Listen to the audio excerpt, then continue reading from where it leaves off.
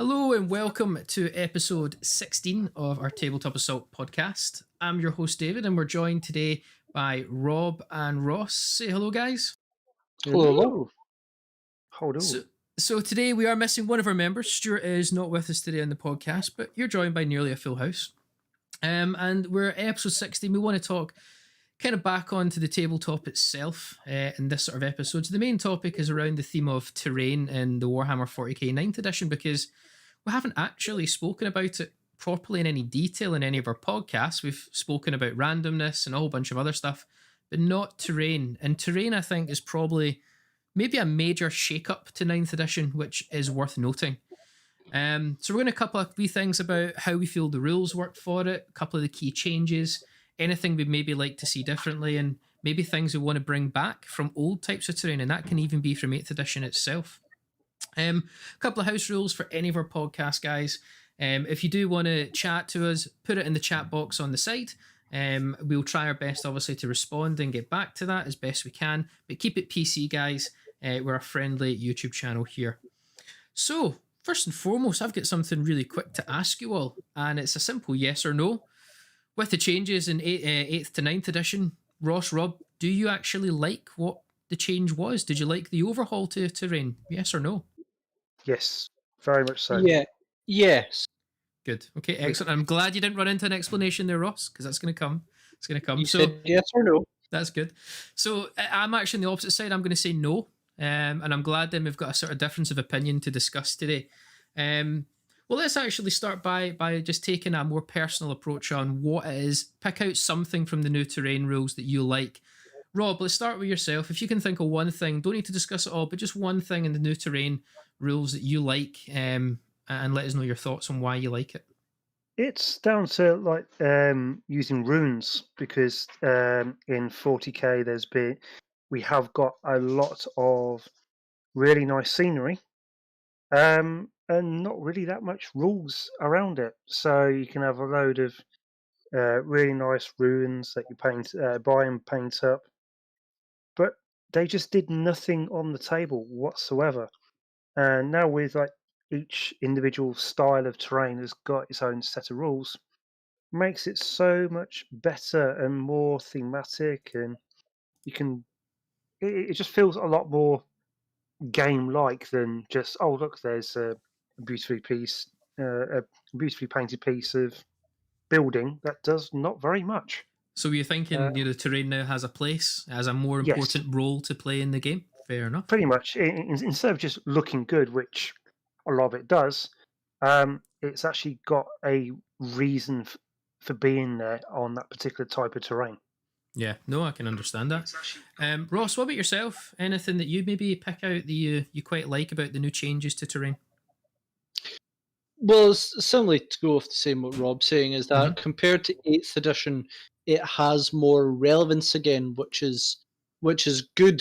Because in 8th edition, you really didn't think of terrain too much. It didn't play that much an effect unless it was like vehicles and stuff not being able to move up it.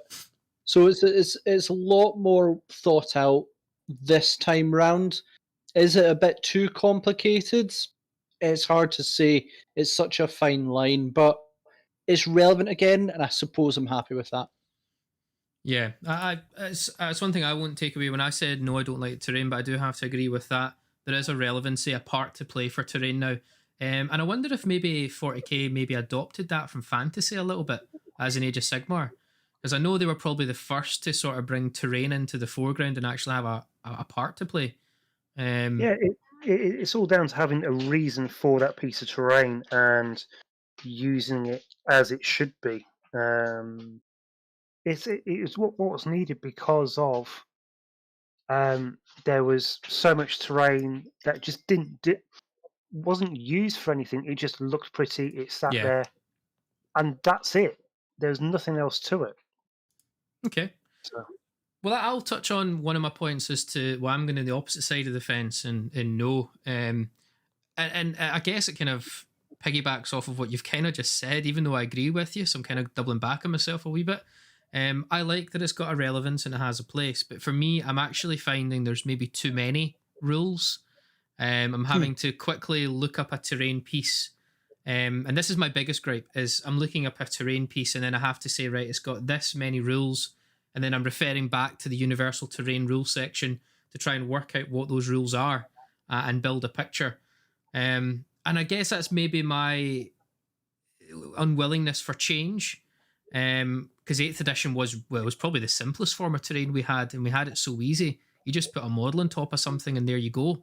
The terrain rules cover you regardless if you're in plain sight, and I think I got really used to that. But that's for me, is I think there's maybe too many rules for each piece of terrain. Maybe give one piece of terrain one rule rather than, I think some of them have 3 different individual rules, like light cover, dense cover, heavy cover, scalable, defensible, all that sort of thing. Do you guys like the number of rules that you have for the amounts of terrain at the moment? For me, it is too many. They need to simplify what a piece of terrain does. Yeah, I can see what they're trying to do, and I applaud them for it. But at the same time, is if you just come into the hobby and you're trying to understand what and look at what you're actually going to be doing on a terrain on your own table, for instance, you need sort of a good variety of ruins and obstructive, defensible, climbable, light cover, dense cover, Okay. and you could end up with about 16 million pieces of terrain, and you can only end up with about 7 on the board.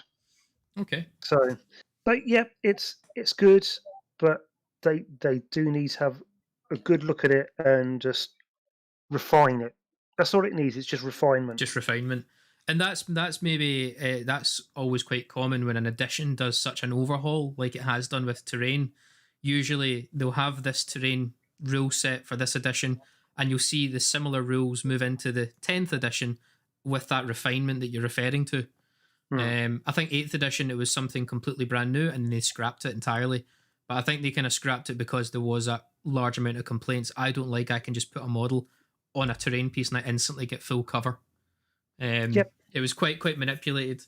Okay, excellent. Well, Ross, I got a wee question for yourself on the terrain, and it's this is going to be probably an interesting one, and I'll come to you, Rob, in this as well. But we've got a mixture of terrain here on the channel that we use, a combination of Games Workshop terrain and then a combination of third-party terrain. And I've actually found myself with the rule sets, so it's kind of going on that theme, when it comes to third-party terrain, which I love and adopt because I think some of the stuff they do is incredible and really well priced. But I'm finding myself finding these rules don't necessarily fit it as well as the GW range. Now, that's probably natural because GW want to sell their own products compared to third-party. But what's your kind of thought on these third-party terrain that we have on the channel, for example, Ross, and trying to make them fit the rules? Do you think it works? Do you think it's something that we're maybe doing too much of a, we think it could be that, like landing platforms, for example? I think you sort of hit the nail on the head when you said they've designed it with their terrain in mind, and that makes perfect sense. They're making it with their game in mind. They do also have the rules listed out so you can adopt them to what you think is best. I guess on that one is that what I heard recently, and this was during an ITC tournament with a bit of controversy behind it, we won't talk on that, but what I heard is that for them to keep consistency within their matches, apparently they had cards of each terrain piece beside the table, which would say this terrain piece does X. And I'm going to imagine they didn't just use Warhammer stuff. I imagine they used a mixture, but that's apparently what they used to make sure there was no fighting on the rules concerning the terrain. They went, here is almost like I'm guessing, that they're going to be like the data sheets cards you get for Age of Sigmar. Why they're not part of 40k is beyond me. I would buy all of them for convenience. Yeah, it'd be great for convenience, definitely. I've played a handful of Age of Sigmar ones, and having just those cards for your unit is so helpful. But having these cards, especially in tournaments, I think it's essential to go, this is what this terrain piece is and does. No fighting, done. Very, very interesting idea, and I think whether Games Workshop then maybe move that, I think they might have something like it. I'm not sure if I've seen it, but whether they have something like that for their terrain range would be nice. Maybe it'd be a bit unwieldy to print out, But certainly for people, if they're playing regularly, that might be a very good thing to have. Maybe a good thing for us to have, to be honest, because we play a lot of games. And Yeah. someone just to document each of ours, we've got our landing platform, we've got our battlements, just go, this terrain piece does X of this list, and we don't argue about it again. I'm gonna say I didn't know that's what the tournaments did, but I'm not involved too much in the tournament scene. But that to me is an idea which I'm gonna take away from tonight, and I'm gonna look into for our channel, because I do find myself lately in 9th edition, I'm trying to work out what I can refer to some of our third party buildings as, to try and get a fair way of doing it. I think there was an example of a game we had a while back, Ross, where it was a landing platform, but we couldn't quite work out the rules it should have. And then I think we worked out there was nothing to do with saves. It was all about hit rolls that the terrain piece gave you. Yeah. So there's two forms of cover that gives you plus to save. Yeah. But there's a separate one where it doesn't add save, but it's -1 to hit, which is like a greater advantage. Yeah, so I actually think those sort of cards is a really good way to just hear this is what the terrain piece does. It's predefined, and you can't go wrong with that, and it's quite a fair way to do that. Rob, going on to yourself, a kind of similar question was just around the idea of, because you've actually put a good investment into a lot of different terrain pieces which look incredible. The runes in particular I really liked, which you're showcasing on your round robin tournament at the moment. But are you finding these third party terrains that you're buying, you're having any issues making the rules fit them, or are you finding it seems to be working quite well? Well, two things on that is you saying about the data sheets. I've actually got some wooden like little tokens that you can actually put on top of the scenery, and it will tell you +1 save, -1 to hit. So you can actually physically see the scenery and actually go, okay, that is +1 cover save, -1 to hit, so on and so on and so forth. And it's easy enough. Great idea. In relation to the scenery that I've bought, which is all the GameMap.eu stuff, as well as Battlefield in the Box, been no issues at all. It's literally, you look at the scenery between 2 or 3 of us, and it fits the category quite nicely. And there's been zero arguments. Arguments is a strong word, but zero confrontation on what it should be or what it shouldn't be. Sometimes you do forget what it is. I'm aware. I do that all the time. But again, it's because we're not playing like we used to every week in, week out, day in, day out, and it's a new process on scenery. You do look at forgetting, and it's always like, especially here with the guys that I'm playing with at the moment, is it does trigger one or two people to go, oh, it's -1 to hit. Oh yeah, I totally forgot about that. Let's look into this and so forth. Yeah, it's easily done, isn't it? It is, but like I said, if you've got a decent player or a decent pair of players or a decent team like we have between us all, it will soon become second nature, because it's been all haphazard because of what's been going on in the world, etc., etc. I'm not going to go into it. It's just getting as soon as we start doing proper games consistently, and using ninth to its full degree consistently, then I think it's just going to be second nature to everybody. Okay, fair enough. And going back to the third party scenery, is yes, I can see what you mean about the potential issues with third party trying to match that into the categories of. You're trying to make it fit those rules, yeah. Yeah. To be fair, as long as you're logical over it, then there shouldn't be any issues marrying it up whatsoever. Okay. All right. Well, I'm going to slightly take another tangent on to more deeper dive into the terrain itself. And this is quite a common theme that we get on the channel, actually across all channels, I guess, that do any battle reports. I see it quite commonly in the comments. Is with regards to the terrain that we have and terrains other people use. Line of sight blocking is an interesting one. So line of sight blocking, this is a sort of twofold question. So obviously the current meta and the current design of 9th edition, and I guess 8th edition also fell into this category, you really had to use line of sight blockers to stop that sort of turn one, you're shot off the table, okay? Mhm. Or do some serious damage, but it made the game sort of unobtainable going forward. So you're having to invest in line of sight blockers to achieve that. That wasn't such the case in 7th edition and 6th edition. You could just have a lot of low level height terrain and play your game. Kind of similar how to Age of Sigmar's terrain is. There's not massive buildings and manufactorums and stuff. And do we think that's... I just want to ask, does this again continue to highlight that there's still... The terrain itself is still highlighting a potential imbalance in the game, that you're having to invest heavily in terrain to rebalance the armies. So you're having to use terrain as that fix for it. And I kind of wanted to put that question to you, Ross. I know you do a lot of sort of shooting armies as well as, like, for example, your AbMech and stuff. Yeah, I tend to be more combat. Yeah, I just realised that, yeah. I play combat Necrons, combat Custodes. But when it comes to that, it's because mainly when you're looking back at 6th and 7th to go way back then, the game was so different then in terms of how much damage you could actually output. The game in 8th edition, the amount of damage you can output went up rapidly. So thus line of sight to mitigate it was very, very important. So that's why it wasn't so important back in 6th and 7th. Uh-huh. You had Terminator units that were almost impossible to move. Come 8th, they were almost a joke. In terms of rebalancing the game, all I can say in that one is that they're just trying their best with codexes. You've got hundreds of different units throughout a game. Trying to balance them is very, very difficult. You've now got Drukhari that seem to be absolutely paving the way in tournaments at the moment, which if you told me that, 6-7 years ago, I wouldn't have believed truly. And so there maybe is a bit of a problem with codex creep in that one, but at least it isn't Marines.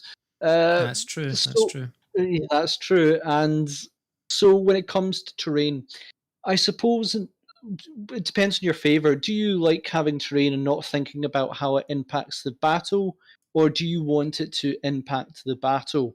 And I think that comes down to the individuality of the player. There's to be some people who just want to more concentrate on the units. The terrain should be a minimal effect, or someone wants to use that as almost part of their army, how everything encompasses it, but with more difficult, more intrinsic rules and additional rules, it becomes more complicated. So I think it really comes down to your preference. Okay, that makes absolute sense. All right, okay. Well, I think that's kind of answered that one quite quickly, and I want to move straight into the next point, which is something I really want to discuss in particular. And I was hoping to bring yourself into this, Rob, to get a sort of view of if this is done in ITC and things like that. Now, obviously, there's been, in the last few editions, there has been a push to use building rules. And what we mean by that is the ability to actually destroy terrain pieces. I think that was like first introduced probably in 6th edition, when they introduced the what they call Cities of War. That was it, yeah. Or something like that. I can't remember. But I know in the channel we don't use those rules. We don't actually use destructible terrain and things like that. It's adding another rule set to it. But I can see it becoming a bit more popular as the game's sort of introducing terrain focused for, like, Death Guard have a terrain piece now. Orcs have a terrain piece. These are technically terrain buildings that you can destroy.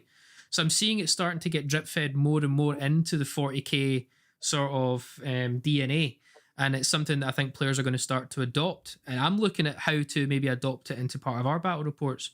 But Rob, for yourself, have you used any of these sort of buildings rules, and from an ITC point of view or tournament point of view, is this something that they adopt in the tournaments as well, or is it sort of universally we don't do the building rules?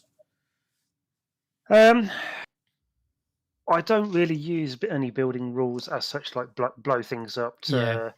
I mean, I used to on campaigns and that sort of thing, and apocalypse games, because it was always fun.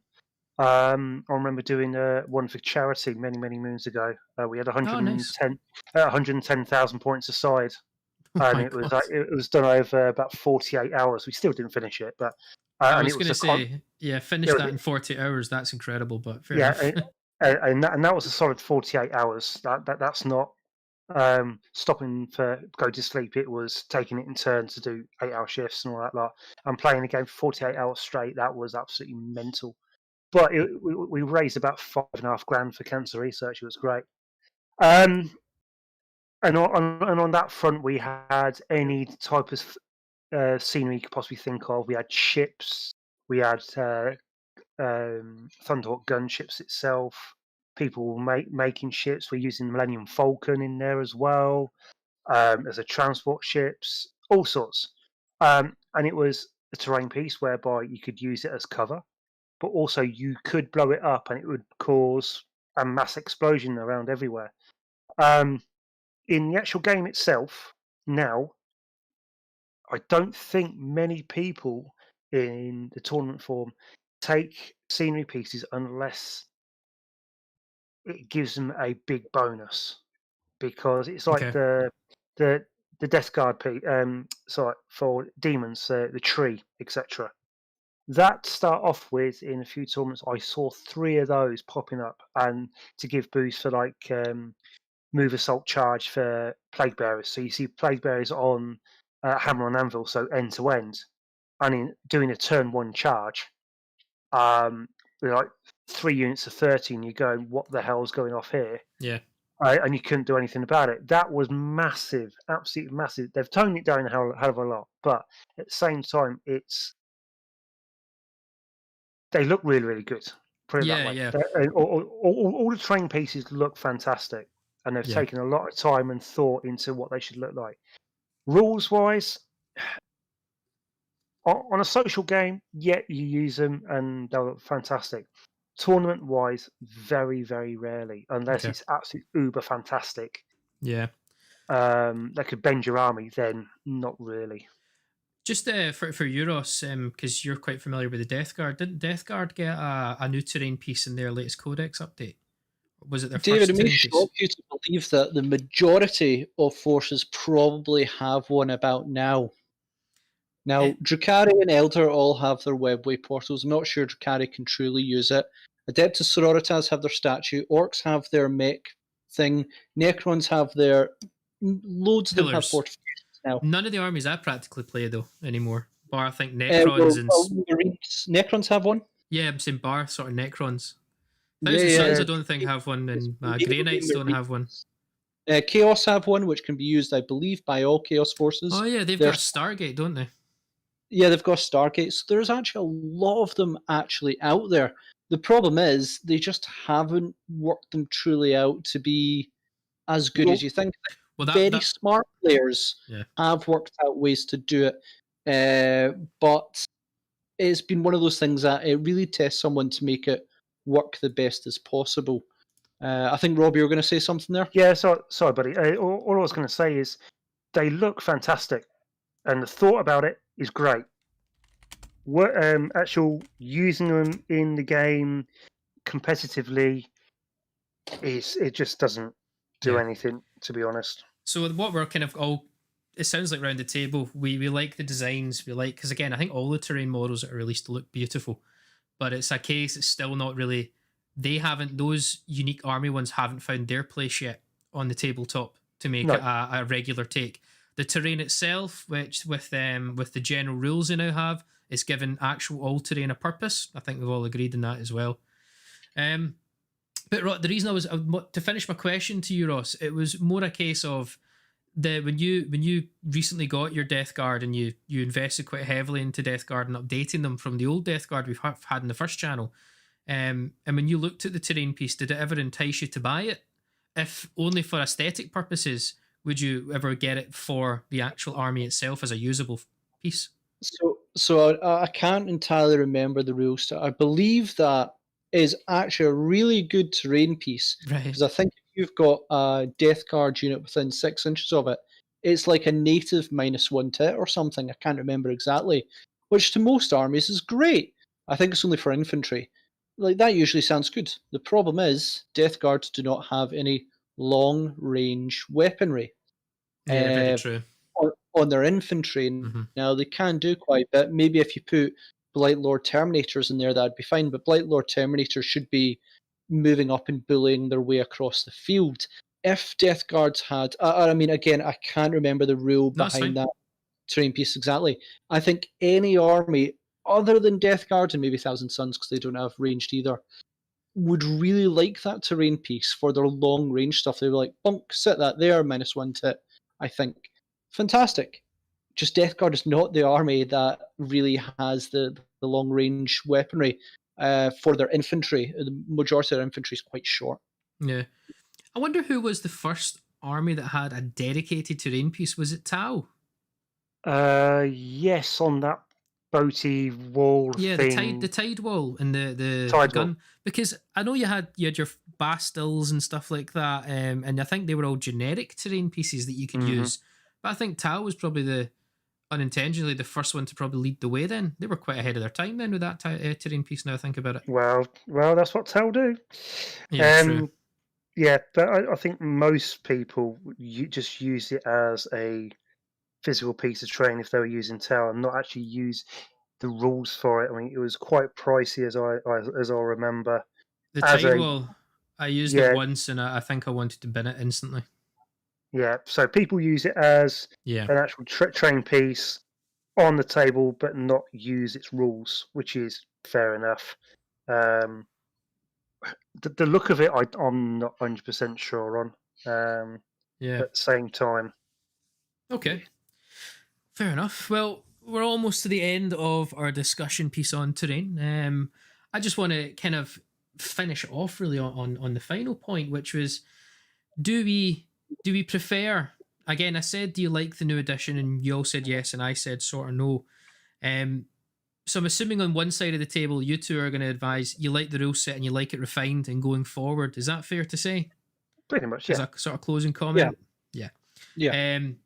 For myself, I need to be honest, I like the rules, but I need it to be not refined as in sort of neatened up and tidied, as in I would just like one rule per terrain piece, a universal rule, and I'd only like there to be about 3 universal rules, as in +1 cover, -1 to hit, or something like that, and that's it. Trying to take it away from the gamers. Do you think I'm being a bit too harsh, guys, on that? It's taking away some flavour from the rules and making it too simple because I'm a lazy Warhammer player? David, at the end of the day, that is the majority of them is light cover, heavy cover, and dense cover. Mm-hmm. That is kind of like the 3 main. There's like one to inspire units around it, which only affects Imperium, I think, because they've only designed it with an Imperium one in I mind. think you're right, yeah. I think that it's maybe more simpler than we think it is, We just not had enough. there's additional rules overall that we just haven't used, but we know they're there. And I think if you keep it in the mindset of here is the set ones that we'll use game in, game out, you'll Yeah. do okay. It's just that they've got a huge double page dedicated to the rules, but just simplify it to the ones you think you'll use more than anything, and I think you'll be sorted. And I think as well, White Dwarf did a section in I think either last month or month before's White Dwarf on there on trying to simplify the rule set for the use of terrain. And I think I've got the White Dwarf here, but by all accounts, it has helped a lot of people on defining what the rule set is, how to use the terrain, and they're actually enjoying how it's used. I mean, you got to think between 40k and AOS is it's virtually the same game, but the physical attributes of it are completely different. AOS is very much close combat, up front, in your face, mass hordes, so on and so forth. And 40k is reach out and touch somebody as far as possible on there and score the game that way. Yeah. So even though they're very similar, is just that the actual aesthetics of style of game is different. Yep. Fair enough. Well, finishing comment from me and then from you guys. What's your if you had a choice you could make for the channel, a themed terrain set as in a dedicated terrain set, what would it be? What would your personal choice be? You first, Ross. Have a think about it. I think I've talked about this loads of times. If we had an Orcs army, I would hands down go with Orcs. Yeah, I think just that sort of it'd be a lot of time to invest in that one because Like it'd be so much. scratches, but just like all these put together buildings, there's some great MDF ones you can see online. It'd be cool. But the armies that we do have, hands down, Necrons a lot simpler in terms of just the way, because flat shapes versus hammered together bits and bobs. Yeah, fair point. But the atmosphere of a thematic one to an army can really change the battlefield. It can feel like an invasion. It can feel I just don't think we have the terrain for that yet. But either orcs and necrons, I would absolutely love. You'd enjoy playing on that. Yeah. Okay. Yeah. What about yourself, Rob? Um, It doesn't have to be 40k, by the way. It can be fantasy. no, yeah. I've always loved like on AOS a proper village. Oh, So right, okay. the old style, like the Cotswold style buildings with thatch roofs and wooden beams and all that. Like a proper Nice. medieval style, classic medieval style. What was the old game called? More Time? Mordheim, yeah. Yeah, You got similar to Mordheim Mordheim. on there. Yep. Yeah, but an actual. I mean, there's tabletop world to do stunning resin buildings. I mean, they are pricey themselves, but they do like a proper inn. They do a stables. They do a watchtower. They do a wizard's tower even. Massive. I mean, the stables is about £125 of resin. Wow. Yeah. But Okay. it can be taken apart, and you can use it for D&D. You can do it for role plays.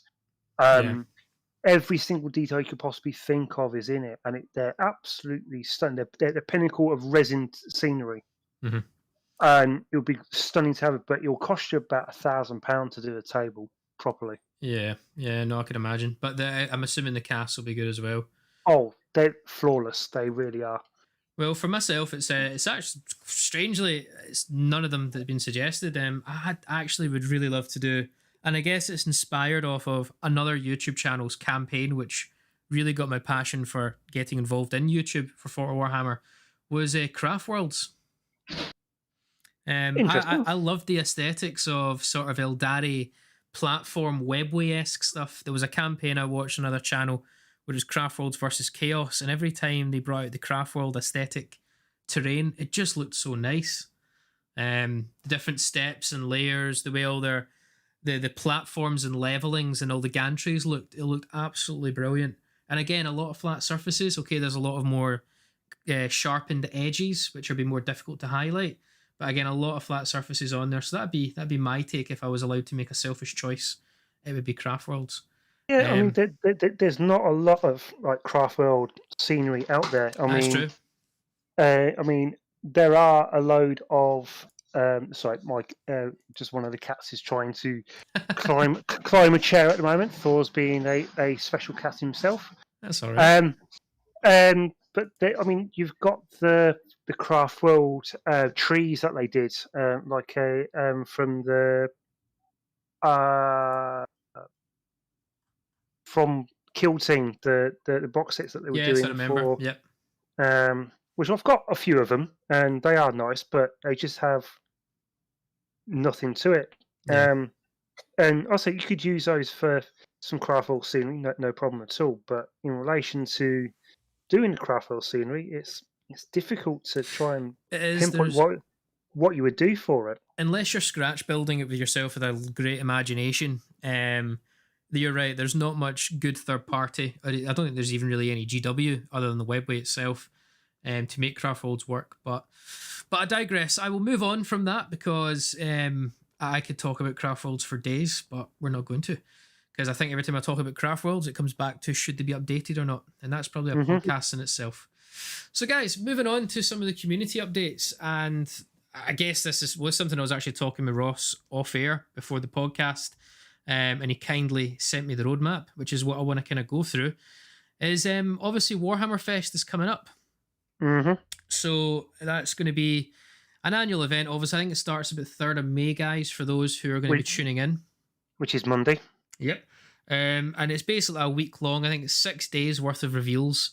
I think it's going to be over on their Warhammer TV channel and also through their social media. So Facebook, Twitter, and Instagram. And it's just basically going to be, major reveals, stuff that we maybe think is coming, but we don't necessarily know is coming.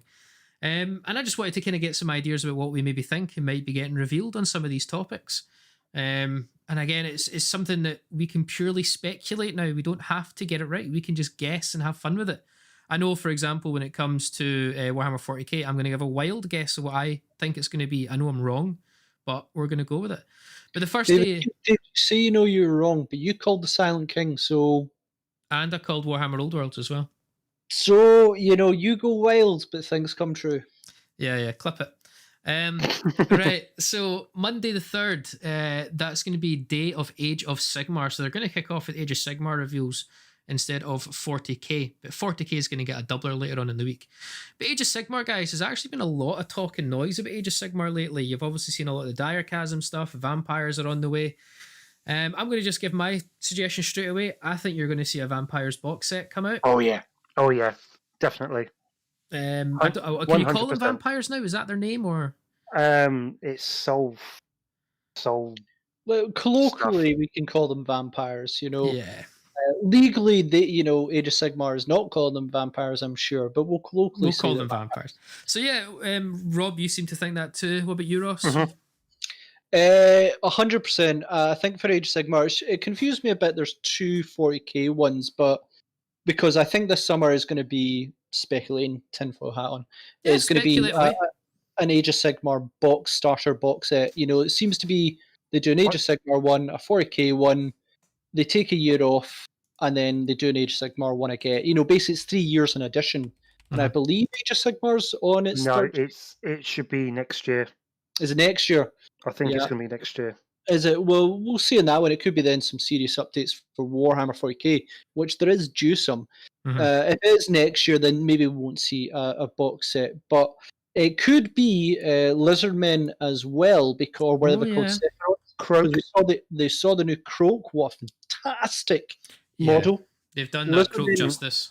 Lizardmen also had, I think, their first Underworld team. Yes.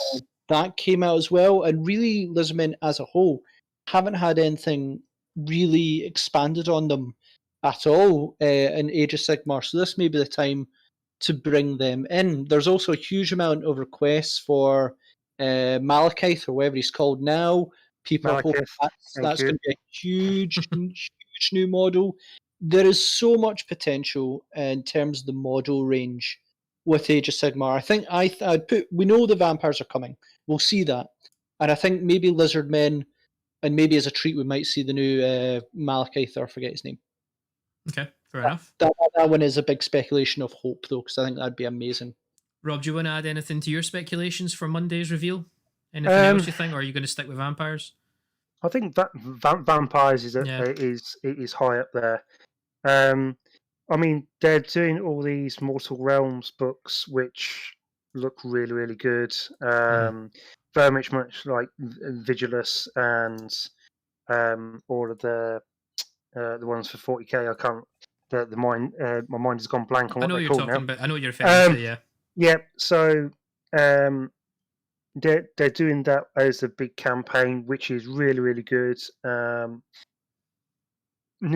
New character models, new Bellicor for one, absolutely stunning. Yeah. So I think they're trying to get ready for. I mean, if people are quite old in this, they'll remember doing Winter War with GW. They used to do a fantasy one year, 40k one the other year, and I think they're trying to sort something out as a global campaign again that use AOS as the platform, which is going to be great. And I know for a fact so many people are shouting and screaming for a proper vampire army. Yes. Yeah, I mean, I used to run one numerous years ago and loved it. And I think everybody is the same. Is they just want a proper, full-blown vampire army that looks a proper vampire army, not just sub-factions, etc., etc. Okay. But yeah, you've got Lizardmen. Lumineth again has already had an update with a new book and new units. Okay. There may even be another race. Who knows? Well, we'll move into 40k then, because I think Age of Sigmar. I think we're kind of think it's going to be vampires, but there is a lot of potential. And I think Ross is right. It might be the summer of Age of Sigmar. But I'm going to throw a curveball at you, Ross. I don't think it's going to be the summer of Sigmar at all. That's fair. So I I, think I can't remember when the last Sigmar box set came out. So the reason is we've got 2 Warhammer 40k reveals, and I'm going to hit you with my prediction first, guys, if you don't mind. And I'm going to hit you with both of these. So you got Tuesday the 4th is the first Warhammer one, and then you've got Friday the 7th, and it says, again, seriously, we have a lot. Okay? Yep. So I think one of them is going to be, I don't know which order, but I think one of them is going to be the next Warhammer 40k campaign. Okay. So I think there's going to be a reveal of the next campaign that's driving the narrative forward, so to speak. Again, who's involved in that? I'm not going to make a guess yet. However, the other reveal, which is potentially on Friday the 7th, but I don't know which order they'll reveal things. I believe they're going to reveal a Primarch. Ooh. I'm putting my money on it. I'm putting my Dogecoin where my mouth is. Who though? It's going to be Fulgrim. It's going to be Fulgrim. I don't think it will. So I think you're going to see Fulgrim, and I think you're going to see a new range of Emperor's Children's model. That would be nice, but if it's Fulgrim, it'll be 3 demon prince. 3 demon lords. Yeah, but they sell. Yeah, I know they do, but there may be that, but also a Imperial one. I think the narrative hasn't progressed enough yet to bring an Imperium one back in. The way the line needs to come back to put a schism into the Imperium, not to keep it progressing forward. Someone like the Lion gets introduced, he needs to go butt heads with Guilliman. And I think they're waiting a wee bit longer before they introduce a sort of schism into the loyalist Primarchs as such, which I believe will come eventually. So I think they're going to double down. It's got to. I think they're going to double down, and I think, guys, you're going to see a third Primarch. I'm just looking at how long it's been since Mortarion, how long it's been since Magnus and Guilliman. You've just seen the hype that you've had with some of these big models from like the new Slanesh range, now Be'lakor. GW as well, they work on these unique models a lot of time in advance, and I can guarantee Primarch. I was originally thinking Angron, but I reversed it to Emperor's Children, and I think you're going to see a Primarch reveal, and I'm willing to actually be quite confident in this one. What about yourself, Ross? What about you, Ross? I'll come to you in a minute, Rob, as well, because I want to add in the mystery one for you in particular. But what do you think, guys? So yeah, sorry, I had things in mind, and there was a reply on the chat, and I went off my mind there. What I was going to say, so I think we will see the roadmap of the next couple of codexes, similar to what we saw last time when they said, "Here's all the Space Marine ones, the Death Guard one, etc." People are clamoring to get a bit of a roadmap in terms of what is going on in terms of the books. I know there's been a delay in production. The world is a very different place at the moment, Yeah. going on, and it's affecting many other countries very differently, so I can't speculate in production. But people are clamoring to know, even just to get the idea of where is Games Workshop mindset in codexes. This will allow people to just plan out their purchases. When you look at 8th edition, how they roadmapped it, they usually gave every 3 months a bit of an update in terms of what books were coming. And I think, and then towards the end of it, they just started throwing random ones like Chaos Knights out. I think, getting a bit of a roadmap, even if it's between 3 to 6 books of actual codexes, not supplements, not campaign books, which we will see, that the community would be very happy to get an idea of, right, my force is getting an update, I can choose my purchases as is. I think that'd be a fantastic thing to see. In terms of, I'll quickly touch on Primarchs. I don't like to speak about them because we've been talking about it for nigh on 5 years now, because they all came out, the 3 current ones came out in 1 year between 2016 and 2017, in 1 year. People want to see a Primarch, and it's been nearly half, if we finish this year without one, it'd be half a decade since the first one, Magnus in 2016. I think narratively, it is almost required on the loyalist side to cause a bit of strife between Guilliman. And then even then, you've also got, I do think you're right, David, Fulgrim and the Emperor's Children is, we know that they're happy with how Chaos getting updated from Thousand Suns, Death Guard. Another one would do well. And Fulgrim and the line have been teed up for it. But the thing I'd say is that I think, I'm writing up a video at the moment in terms of speculation on Craft Worlds.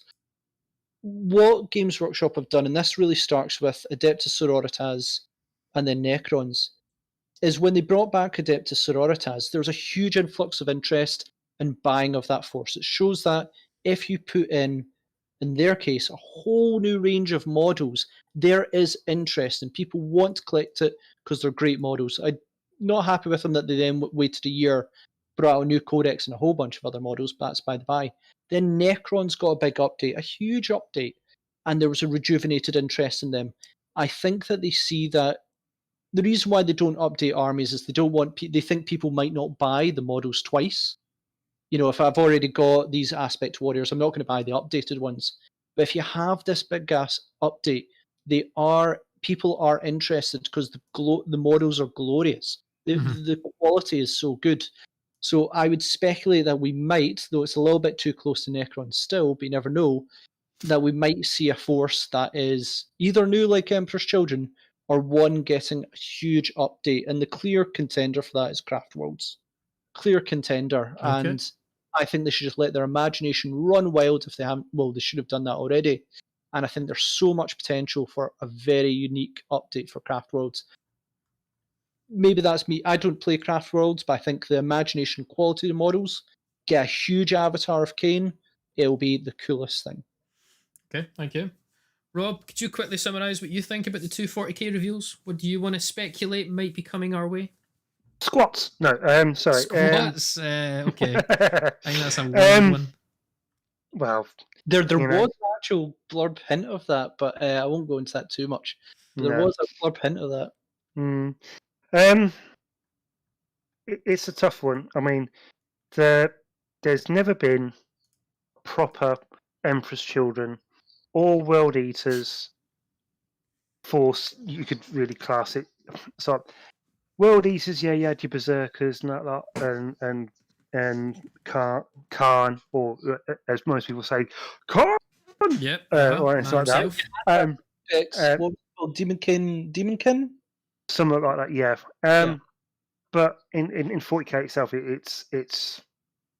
it would be nice to have another proper dedicated Chaos Force. Emperor's Children, they're just fanatical. They're weird. They're wonderful.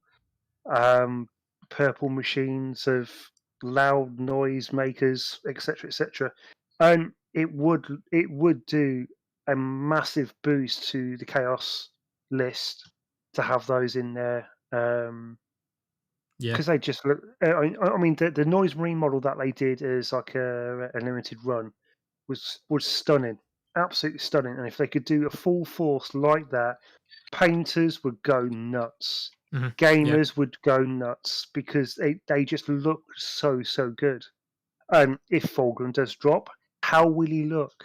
How will he become this demon prince of he's gonna weird look, and wonderfulness? He's gonna make me struggle between choosing him and Magnus. That's what he's gonna do. He's gonna look absolutely incredible. It's just gonna be a weird one. I think he's gonna be sort of Marathi with like seriously incredible wings. It's gonna need something like it's a sort of Beauty and the Beast sort of thing. It's all right. It looks stunning, but you just don't want to take your eyes away from it. But it's just grotesque. Yeah. So yeah, it's going to be all up in the air. Don't know what's going to happen on it. Well, I'll ask my final question on the community updates for you, Rob. So there's the final one, saving this year, Saturday the 8th, guys. You've got It's a Mystery. So there's basically no hint at all what that could be. That could be Age of Sigmar. It could be absolutely anything. This is giving you free reign to speculate. What I'm basically saying is, what would you want it to be? What I would like it to be. If you could be told by GW just now, it's Saturday, it's a mystery, and you could define what that mystery is going to be, what would you maybe want to see? Oh, well, there's one game that I think lots of older players would absolutely love to come back, and we've had certain links to it on games over the last couple of years, Okay. and that's Epic. Yeah, I thought you might say Proper, that. proper old school Epic, because you've got you've got Adeptus Titanicus, which is a play on the old game itself, Yeah. Titan Legions, etc. You've got Aeronautica for aircraft that you could actually use, and I think every older player would absolutely love, and I think new players would as well, is a proper full-blown epic Mhm. game all over again. Okay. To play those massive games of 10,000 points worth of Marines and God knows what, massive war machines. That, yeah, something like that would absolutely. Well, I could actually believe that could be on the case, Rob, because the game is scaling down in size, literally. Aeronautica, Titanica, she named them. So it's definitely a potential on the cards. It would be good. It would be good. What about yourself, Ross? Anything that you think the mystery might be, or anything, if you had the chance to define it, you go, I'd want to see this. And don't say Craft World Update, because you just said that. I honestly don't know. I'm going to take one step back, though. You've missed the Warhammer boxed games. I think they're going to have to really address Curse City there. I know they've addressed it on the Twitter and everything. They need to give a very big, like, that's going to be the day people are just going to go, I want my Curse City, give me it back. And that's all they're going to get in comments for the whole day. That's why I wasn't touching on that. Well, we've got to say it, like they have that. I expect that to be a big day. Yeah, it will be. Give us, the box games, they're going to give us big updates on what they plan to do. People are annoyed about Curse City. I agree. And they need to address that. And then going forward, what are they going to do? Are they all, etc. Moving away from that, because that's all that can really be said on that one. I can't speculate on what the box games are going to be. And equally, I can't guess in terms of it's a mystery. Will it be a new game such as Mordheim or Inquisitor? It sort of gets covered by either Age of Sigmar or box games, etc. All of these are sort of in between. I honestly don't know whether it's maybe an announcement of video. Maybe it's more about games that they're going to do. Video games or more about the movies, because none of that seems to be covered there. That's maybe where we might see it. It might be more in their media stance. I don't think it might be. We might see models. Of course, you're going to see models. I think it's going to be probably something a little bit different. I think it's going to be more of their media side, which they really want to push ahead with. So okay, I think. So I'm going to give you right. I'm going to give you three suggestions, but I think it's going to be, because I've been thinking about this one quite a wee bit. I'm going to give you the first one. Right. They've just released the Gal Miraz coin and the vampire coin and stuff. They're clearly going to launch a cryptocurrency, guys. It's pretty obvious. No, I'm kidding on. Kidding on. Yeah, Games Workshop's going to start doing Gal Miraz coins and Thraka teeth coins, all that sort of stuff. But no, I'm kidding on. I have my heads in my hand. My head. Yeah, you're gonna have to start paying for minis via teeth, sort of thing. So your own or children's. Yeah, I seen the Gal Miraz coin and Warhammer Community, and the first thing I thought of is, all right, well, GW is going into the meme coin market. Let's do this. Let's go. But not to be. Well, you know what? Dogecoins get Elon Musk. Maybe a Warhammer 40k or fantasy cryptocurrency can have Henry Cavill. There you go. He'll back it. He'll support it. He'll make it boost to the moon. Oh man, imagine they had Henry Cavill on. That'd be interesting. He's just completed The Witcher, so he's in between painting his custodies and building computers. Maybe they'll be like, "Come on, let's have a chat." So to give my actual suggestion, what I think it's going to be is one of them is going to be along the social media. The media route. I think they're going to maybe do a showcase on how far they are now with the TV shows that they're all producing, because there's quite a lot of them that they're currently doing. So I think you're going to see something akin to that possibly, because you're right, there's nothing on Monday, Tuesday, Wednesday, Thursday or Friday to reflect the media part of the business, which is huge at the moment. So that's potentially one. The It's a Mystery suggestion 2, the series suggestion 2, is I think we might get a large progress update on Warhammer Old Worlds. Yeah, I think That's my fair. honest one. I think it's either 2 of them, but that's the one I believe it's going to be. Because you've got 2 40k entries in there. I think Age of Sigmar entry and Warhammer Old Worlds kind of fits the same bill. But Warhammer Old Worlds, we've not heard about it for a wee while, but we know they added in the Cathay and Kislev from obviously the Warhammer Total War 3 updates. So that's been told that's going to be in Old Worlds. So I think we might see something there. And it'd be nice maybe to get an update and see how the game's progressing, because there was a lot of buzz when they first announced the return to square bases again. Oh, it would just be awesome. Absolutely awesome on there. And I think so many old school fantasy players would just jump at the chance over it. Yeah. To start playing square bases again in proper horde form. It'll be awesome. I'll just to close off, I will give really 2 quick suggestions. I wasn't going to cover box games in Black Library, but because you made me look at box games, Ross, and you gave the idea about the Cursed City, something did pop to mind about box games. Rob, you might be able to answer this better than I. When did Season 2 Blood Bowl come out? Was that last year? The year before? No, I mean, that was this year, I think it was. Right, okay. Well, there goes my idea out the window, because I was going to say Blood Bowl Season 3 must be incoming.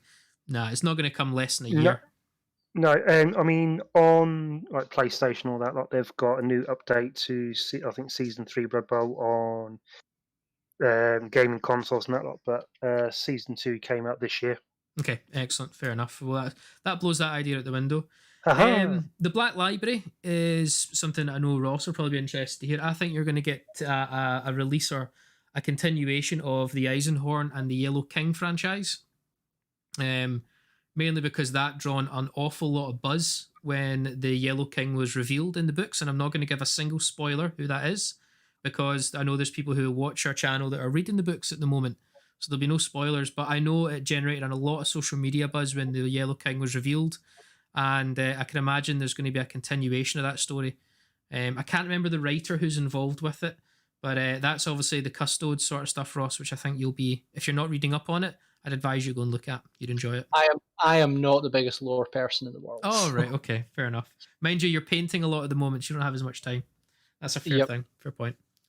All right. Well, we're going to finish off nice and sharply tonight, guys. We're not going to give ourselves a wee update what we're all doing in the weeks, because it's just painting, building, and working. I think that's the same for everyone around the team. Yep, pretty much so. We're not living exciting lives.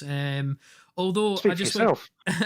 I do want to just put a quick shout out as well to, obviously, for the people who are happy to see the return of battle reports on our channel. That's obviously Rob's Round Robin tournament's been kicking off, and there's been a lot of people happy to see that back. And you've also got me and Ross. We've been filming some battle reports as well, and they're now starting to drip feedback out. So again, everyone has been very patient with us while we've not really had much battle report content to give you since lockdown. That's it now back on track, and again, thank you to everyone for their patience. And I do hope that everyone's enjoyed. Comments down below, let us know if you have enjoyed Ross's Astra Militarum, because our 2 latest 40k battle reports feature them, their debut games, and they were a lot of fun to play against. And I don't know, Ross, did you enjoy playing with them? Absolutely. I suppose that puts me back into that ranged argument we talked about at the start there. You said AdMech, but really Astra Militarum. There we go, yeah. Yeah, very good to have them back. I'm just, at the moment, I've got 20 heads on spikes, painting them. Like, when I say spikes, they're on toothpicks, so I can paint their heads. So I'm painting them, and that's only half of them, because I've been able to make about 20 heavy weapon teams by splitting stuff up. So working on that, that's going to take me a wee while. Yeah. I'm excited to... I would definitely stealing your Astra Militarum off you at some point, Ross, because you showed me some crazy tactics which really sing to my exploitative nature. So I can't wait to play some of them. So cheating and bending the rules, yeah? No cheating, no bending the rules, just abusing abusing those Lehman Russes. They can do some crazy things. Yeah, so bending the rules then, right, okay. I know how you're going to play these then. Right. So guys, thank you very much for listening. Again, put comments down below if you're watching this on replay. If you want to ask us any questions, we'll do our best to get back to you. But again, from myself, from Rob, from Ross, thank you very much for joining us. And we hope to see you again on the next one of our tabletop episodes.